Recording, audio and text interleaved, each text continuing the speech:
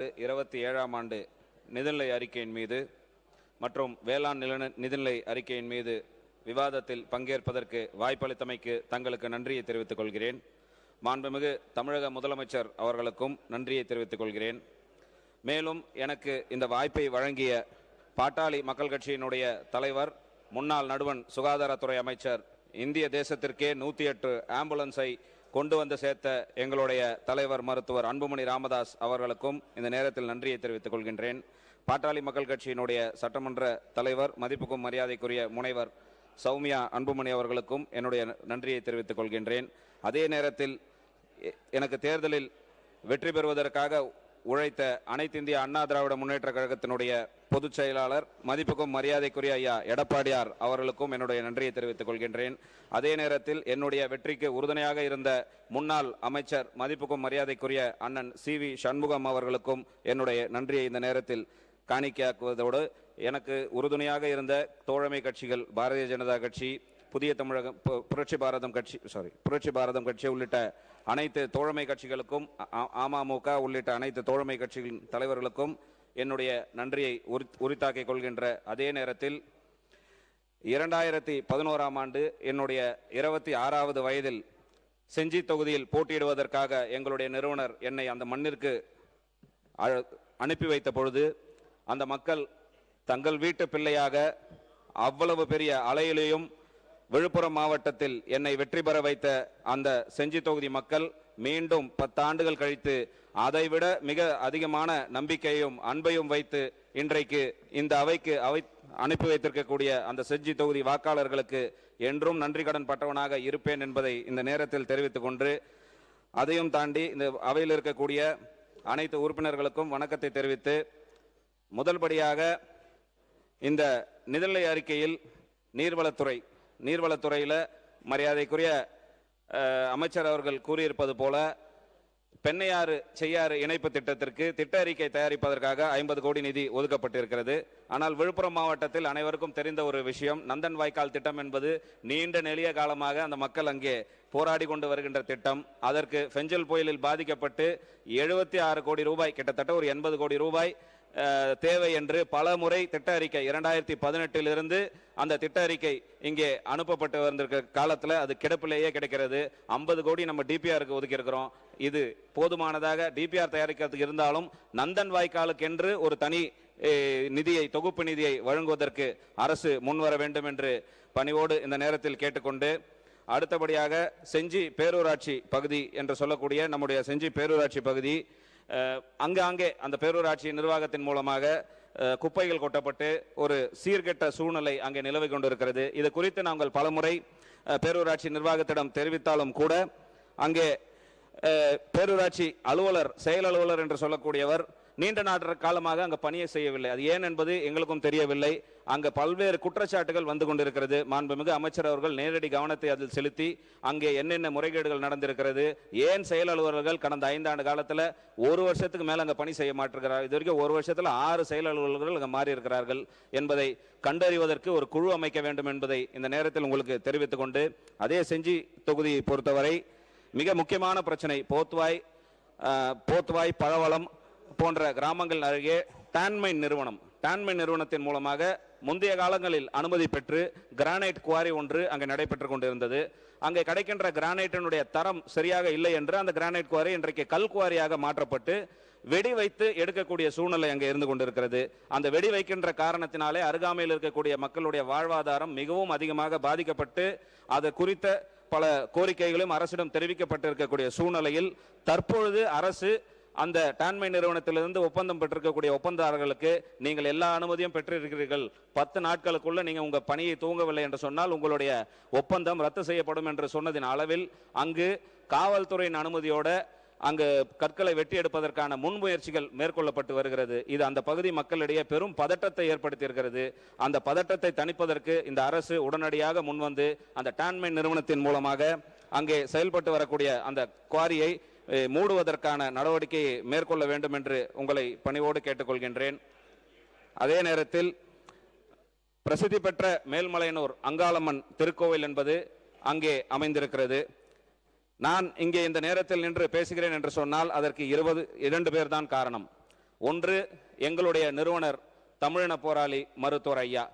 தமிழின போராளி மருத்துவர் ஐயா என்றால் வாழும் பெரியார். வாழும் பெரியார் என்று சொல்ல வேண்டும் என்று சொன்னால், இன்றைக்கும் இருக்கக்கூடிய ஒரு அரசியல் தலைவர் என் கால் எப்பொழுதும் சட்டமன்றத்திலும் நாடாளுமன்றத்திலும் படாது என்று சொல்லி இன்றைக்கும் மக்கள் பிரச்சனையை மக்கள் மத்தியில் வைத்து பல போராட்டங்களை முன்னெடுத்திருக்கக்கூடிய போராளி மருத்துவர் ஐயா அவர்களையும் வணங்கி, என்னை இந்த அவைக்கு கொண்டு வந்து சேர்த்திருக்கக்கூடிய மேல்மலையனூர் அங்காள பரமேஸ்வரி அம்மனை வணங்கி, மேல்மலையனூர் ஊராட்சியில் அந்த கோவிலுக்கு மாதந்தோறும் அமாவாசை தினம் அன்று 1 லட்சத்திற்கும் மேற்பட்ட பக்தர்கள், பல லட்ச பக்தர்கள் வந்து செல்வார்கள். அங்கே இருக்கக்கூடிய அந்த அக்னி குளம் என்பது ஊராட்சி ஒன்றியத்தினுடைய கட்டுப்பாட்டில் இருந்து கொண்டிருக்கிறது. அது பராமரிப்பு இல்லாத சூழ்நிலையினால அங்க வருகின்ற பக்தர்கள் அனைவரும் பார்த்தீர்கள் என்று சொன்னால், ஆடை காணிக்கை எப்படி திருநள்ளாறுல வந்து ஆடைகளை காணிக்கையாக கொடுக்கிறார்களோ அதுபோல் அந்த குளத்திலேயே ஆடைகளை விட்டுவிட்டு செல்கின்ற காரணத்தினாலே பல உயிரிழப்புகள் ஏற்பட்டிருக்கின்ற வரலாறு அங்கே இருக்கிறது. அந்த குளத்தை பராமரிப்பதற்கு உடனடியாக உள்ளாட்சி துறையும் HRNC டிபார்ட்மெண்ட் இந்து சமய அறநிலைத்துறையும் நடவடிக்கை மேற்கொள்ள வேண்டும் என்பதை இந்த நேரத்தில் உங்களுக்கு பணிவோடு கேட்டுக்கொண்டு, மிக முக்கிய பிரச்சனையாக திருவண்ணாமலை மாவட்டம் செய்யார் அருகே செயல்பட்டு வரக்கூடிய சிப்காட் என்ற சிப்காட் விரிவாக்கத்தை மேல்மா பகுதியில் அங்கே நடைபெற்றுக் கொண்டிருக்கிறது. நம்முடைய மரியாதைக்குரிய அமைச்சர், பொதுப்பணித்துறை அமைச்சர் கூட நேரில் வந்து சென்று அந்த போராட்டக்காரர்களை கேட்டுக்கொண்டதின் அடிப்படையில் சிறிது காலம் அந்த போராட்டம் ஒத்திவைக்கப்பட்டது. ஆனால் இன்றைக்கு மீண்டும் அந்த சிப்காட் விரிவாக்கம் தொடரும், அதற்கான நிலங்கள் கையகப்படுத்தப்படும் என்று அங்கே இருக்கக்கூடிய வட்டாட்சியர்கள், சிப்காட் வட்டாட்சியர்கள் எல்லாம் அங்கே கூறியிருக்கின்ற காரணத்தினாலே அந்த மக்கள் மீண்டும் போராட துவங்கி இருக்கிறார்கள். உடனடியாக நம்முடைய அரசு எப்படி பரந்தூர் விமான நிலையத்தில் விவசாய நிலங்களுக்கு விவசாயிகளுக்கு ஆதரவாக இருந்ததோ அதுபோல் இந்த திருவண்ணாமலை மாவட்டம் மேல்மா சிப்காட் என்பது முழுமையாக கிராமப்புற பகுதி, அதுவும் இல்லாமல் முப்போகம் விளைவிக்கின்ற விவசாய நிலங்கள் இருக்கக்கூடிய பகுதி. அந்த விவசாய நிலங்களுக்கு பாதுகாப்பை உறுதி செய்வதற்கு மாண்புமிகு அமைச்சர் அவர்கள் முன்வர வேண்டும் என்று உங்களை பணிவோடு கேட்டுக்கொண்டு, சட்டமன்ற உறுப்பினருடைய கோரிக்கை தான் எங்களுடைய விருப்பமும் மாண்புமிகு முதலமைச்சருடைய கவனத்திற்கு கொண்டு செல்லப்பட்டது. மேல்மாவுடைய விவசாயிகளுடைய கண்ணீருக்கு கூடிய விரைவில் நல்ல முடிவு எடுக்கப்படும். இன்றைக்கு எந்த விவசாயியுடைய அனுமதி இல்லாமல் நிலத்தை கையகப்படுத்தக்கூடாது என்று மாவட்ட தலைவர் அவர்களிடம் ஆல்ரெடி ஒரு கலந்தாலோசனை கூட்டத்தில் நம்ம சொல்லியிருக்கோங்கிறத நாங்கள் பதிவு பண்ணுறோம். மாண்புமிகு அமைச்சர் அவர்களின் பதிலுக்கு நன்றி. அதனால் அங்கே வந்து தாசில்தார் அவர்கள் நிலத்தை கொடுங்கன்னு சொல்லி கேட்க ஆரம்பித்திருக்கிறார்கள். அதை தான் கவனத்திற்கு கொண்டு வருகிறேன். அமைச்சர் கூறியவர்கள் அதே போல் செஞ்சி சட்டத்துறையின் சார்பாக செஞ்சியில் நம்முடைய நீதிமன்ற வளாகத்தில் ஒரு அடிஷனல் சப்கோர்ட் தேவை என்று கடந்த ஆட்சி காலத்திலேயே அதற்கான கருத்துரை எல்லாம் பெறப்பட்டு அரசிடம் நிலுவையில் இருக்கிறது. அந்த செஞ்சி சப்கோர்ட்டை உடனடியாக ஏன்னா பல வழக்குகள் செஞ்சி பகுதியில் பொறுத்த வரைக்கும் வழக்குகளின் எண்ணிக்கை அதிகமாக இருக்கின்ற காரணத்தினால் ஒவ்வொருவரும் திண்டிவனம் செல்கின்ற அந்த ஒரு சூழ்நிலை இருக்கிறது. அந்த செஞ்சி சப்கோர்ட்டுக்கு எந்த கூடுதல் செலவினமும் கிடையாது, நமக்கான அனுமதி மட்டும்தான் தேவை. அரசாங்கத்திடம் அந்த அனுமதி நிலுவையில் இருக்கின்ற அந்த சூழ்நிலையில் ஏடிசி கோர்ட் சப்கோர்ட்டை கொண்டு வருவதற்கான அனுமதியை வழங்க வேண்டும் என்று பணிவோடு தெரிவித்துக் கொள்ளும். அதே வேளையில் இந்த அரசு பொறுப்பேற்றவுடன் 717 மதுக்கடைகளை மூடுவதற்காக உத்தரவிட்டார்கள். அந்த 717 மதுக்கடைகள் மூடப்படுவதற்கான காரணங்கள் என்று கூறப்பட்டவை பள்ளியின் அருகாமையிலும், பேருந்து நிலையங்கள் அருகாமையிலும், அடுத்தபடியாக சுகாதாரத்துறை நிறுவனங்களின் அருகாமையிலும் உள்ள மதுக்கடைகள் மூடப்படும் என்று இங்கே அறிவித்தார்கள். ஆனால் அங்கே இருக்கக்கூடிய அதிகாரிகளின் தவறா யாருடைய தவறு என்று எனக்கு தெரியவில்லை. 717 கடைகள் மூடி இருக்கிறதா? அவர்கள் மூடியிருந்தாலும் கூட வருவாயை மட்டுமே ஒரு குறிக்கோளாக வைத்து மூடியிருக்கிறார்களே தவிர, நீங்கள் சொல்வது போல் அங்கே பள்ளிக்கூடத்தில் அருகாமையில் என்று சொன்னால் செஞ்சி பேரூராட்சியில் சாணக்கியா என்ற பள்ளி இயங்கி வருகிறது. அதுல இருந்து 300 மீட்டர் அரசு ஆரம்ப சுகாதார நிலையத்திற்கு எதிராகவே ஒரு கடை செயல்பட்டு வருகிறது. வரிக்கல் என்ற ஊராட்சியில், செஞ்சி தொகுதியை பொறுத்தவரையில் வரிக்கல் என்ற ஊராட்சியில் பேருந்து நிறுத்தத்திற்கு பக்கத்தில் இருக்கக்கூடிய ஒரு கடை என்பது இன்றைக்கும் செயல்பட்டு வந்து கொண்டிருக்கிறது. ஆலம்புண்டி அரசு மேல்நிலை பள்ளியின் அருகாமையில் 300 மீட்டர்ல ஆலம்புண்டி என்ற ஊராட்சியில அரசு மேல்நிலை பள்ளிக்கு அருகாமையிலேயே ஒரு கடை செயல்பட்டு கொண்டு வருகிறது. இவை அனைத்தும் சட்டவிரோதமாக உங்களுடைய சட்ட விதிகளுக்கு புறம்பாக செயல்பட்டு வரக்கூடிய மதுபான கடைகள். அவைகளை உடனடியாக நடவடிக்கை மேற்கொண்டு அந்த கடைகளை அப்புறப்படுத்துவதற்கோ இல்லை இடமாற்றம் செய்வதற்கான நடவடிக்கை எடுக்க வேண்டும் என்று அமைச்சர். மாண்புமிகு பேரவைத் தலைவர் அவர்களே, முதல்ல இந்த 717 கடைகளை மூடிட்டீங்களா, அதுனா ஏன் எங்களுக்கு டீட்டெயில் இல்லை அப்படிங்கிறாங்க.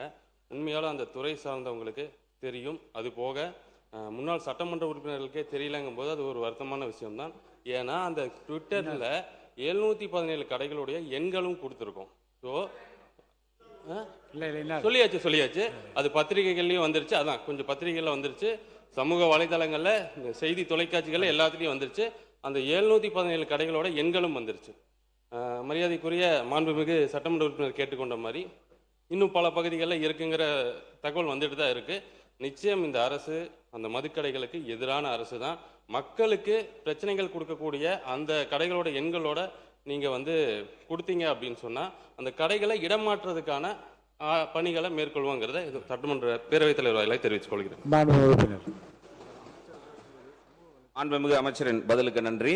கவனத்திற்கு தான் நான் கொண்டு வருகிறேன். செய்து தரப்படும் என்று சொன்னமைக்கு நன்றியை தெரிவித்துக் கொள்ளும் அதே நேரத்தில் ஆன்லைன் மூலம் இந்த மது விற்பனையை துவங்க உள்ளதாக கூறியிருக்கக்கூடிய விஷயத்திற்கு பாட்டாளி மக்கள் கட்சி தன்னுடைய முழு எதிர்ப்பை இந்த நேரத்தில் பதிவு செய்கிறது.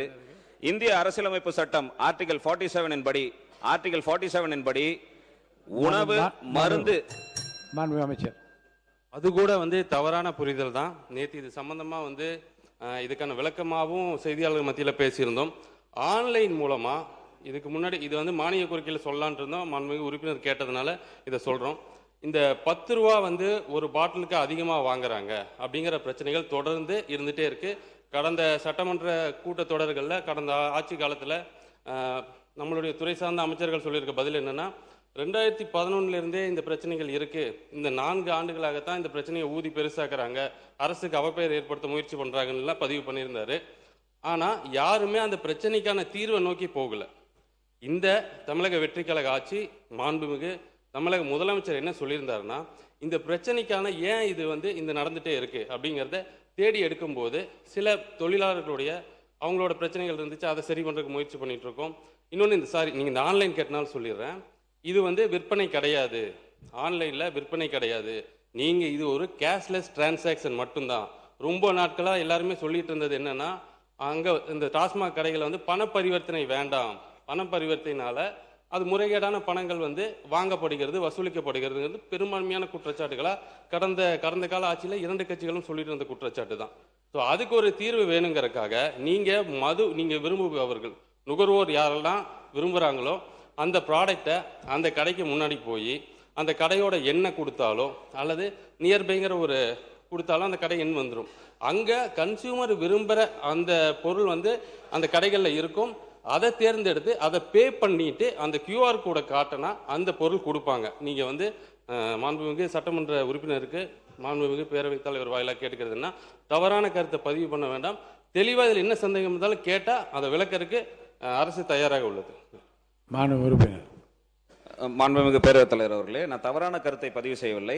மாண்புமிகு அமைச்சர் சொல்வது போல கேஷ்லெஸ் டிரான்சாக்ஷன் என்பதற்கு ஜிபே கார்டு மூலமாக டாப்பிங் சிஸ்டம் எல்லாம் ஆல்ரெடி நடைமுறையில் தான் இருந்து கொண்டு இருக்கிறது. நான் சொல்ல வேண்டியது என்னவென்று சொன்னால், நீங்கள் உங்கள் கொள்கை தலைவராக வைத்திருக்கக்கூடிய பேரறிஞர் அண்ணா அவர்கள் இதை மதுவை வருமானம் வரக்கூடிய ஒரு பொருளாக பார்க்க கூடாது. மதுவினால் வருகின்ற வருமானம் குஷ்டரோகி கையில் இருக்கின்ற வெண்ணெய்க்கு சமம் என்று பேரறிஞர் அண்ணா சொன்ன வார்த்தைகளை இங்கே நினைவு கூறுகின்ற அதே வேளையில் இந்திய அரசியலமைப்பு சட்டம் ஆர்டிகல் 47 படி மது என்பது எந்தவித காரணத்திற்காகவும் ஒரு அரசாங்கம் முன்னெடுக்க கூடாது. அதையும் தாண்டி மருந்து உபயோகத்திற்கு தவிர அதை ஊக்குவிக்கின்ற வேலைகளை செய்யக்கூடாதுன்னு அரசியலமைப்பு சட்டம் நமக்கு சொல்லுது. அப்படி அரசியலமைப்பு சட்டம் இருக்கும் பொழுது நான் ஒருங்குமுறைப்படுத்துகின்றேன், இந்த சரி செய்கின்றேன். மதுவினால் வரக்கூடிய வருமானத்தை 5000 கோடி நாங்கள் பெருக்குகிறோம் என்று சொல்லக்கூடிய விஷயங்கள் என்பது இந்த தமிழ்நாடு அரசிற்கும் இந்திய அரசியலமைப்பு சட்டத்திற்கும் எதிராக அமைந்திருக்கிறது என்பதுதான் என்னுடைய கருத்து. மது விற்பனையை குறைப்பதற்கான நடவடிக்கை இந்த அரசு மேற்கொள்ள வேண்டுமே தவிர அவர்களுடைய அந்த அமைச்சர் இந்த மது கடைகள் மது சம்பந்தமான கொள்கைகள் இதை மானிய கோரிக்கைகளில் ரொம்ப டீட்டெயில்டாக பேசலாம் அப்படின்னு தானே இருந்தேன். ஸோ மரியாதைக்குரிய மாண்புமிகு சட்டமன்ற உறுப்பினர் கேட்டுக்கொண்டு வந்திருக்கீங்க. கடந்த கால ஆட்சிகள் என்னன்னா பூரண மது விலக்கு அமல்படுத்தப்படும் அப்படின்னு சொன்னாங்க. இந்த பக்கம் இருக்கும்போது நீங்கள் ஏன் அமல்படுத்தலன்னு கேட்பாங்க, அந்த பக்கம் போகும்போது நீங்கள் ஏன் அமல்படுத்தலன்னு கேட்பாங்க. இது தொடர்ந்து நடந்துட்டு வந்துட்டு இருந்தது தான். அப்போது கடந்த காலத்தில் அந்த துறை சார்ந்த அமைச்சர் பேசும்போது என்ன சொல்லியிருந்தார் அப்படின்னா, இந்தியா ஃபுல்லாக மது விற்பனையை தடை செஞ்சால் மட்டும்தான் பூரண மது விலக்குங்கிறது தமிழ்நாட்டில் சாத்தியம் அப்படின்னு சொல்லியிருந்தாங்க. அப்போது இங்கே மது விலக்கை கொண்டு வரும்போது பக்கத்து மாநிலங்களில், நம்மளோட எல்லையொட்டி இருக்கக்கூடிய மாநிலங்களில் அந்த மது இப்போவே வந்து கடந்த கால ஆட்சிகள்லேயே வந்து இல்லிசிட் அராக்குன்னு சொல்லக்கூடிய அந்த பொருட்கள் உள்ளே வந்துட்டு இருந்துச்சு. அதை தடுக்கிறதுக்கான நடவடிக்கை எடுக்காமல் இருந்துச்சு. எங்களுடைய அரசு மதுவை மக்களுக்கு எளிதாக கிடைக்கிற வண்ணம் செய்யக்கூடாது அப்படிங்கிறதுல ரொம்ப தெளிவாக இருக்கும். அதனால தான் இந்த கோயில் பக்கத்தில் இருக்கிறதுல, பேருந்து நிலையம் பக்கத்தில் இருக்கிற இடத்துல எல்லாம் நாங்கள் அதை க்ளோஸ் பண்ணிட்டு இருக்கோம். அப்புறம் மாண்புமிகு சட்டமன்ற உறுப்பினருக்கு ஒன்று தெரிவிச்சுக்கிறது என்னன்னா, தமிழக வெற்றி கழகம் என்னைக்கும் மதுவினால் வரக்கூடிய வருமானத்தை உயர்த்துவோம் அப்படின்னு எங்கேயும் சொன்னதும் கிடையாது. மதுவினால் வரும் வருமானம் உயர்வதற்கு சந்தோஷப்பட்டதும் கிடையாது. நாங்கள் இப்போவும் வந்து அந்த 717 கடைகளை க்ளோஸ் பண்ணதுக்கப்புறமும் மரியாதைக்குரிய சட்டமன்ற உறுப்பினர் கேட்டார் எப்படி வருமானம் பெருகுச்சுன்னு. இந்த துறையில் இருக்கிற அந்த ஊழல்களை ஒழிச்சதுனால வருமானம் அதிகமாயிட்டே இருக்கு. இன்னமும் அதிகமான வருமானங்கள் வரும் அப்படிங்கிறதையும் மாண்புமிகு சட்டப்பேரவை தலைவர் வாலியாக தெரிவித்தார். இதில்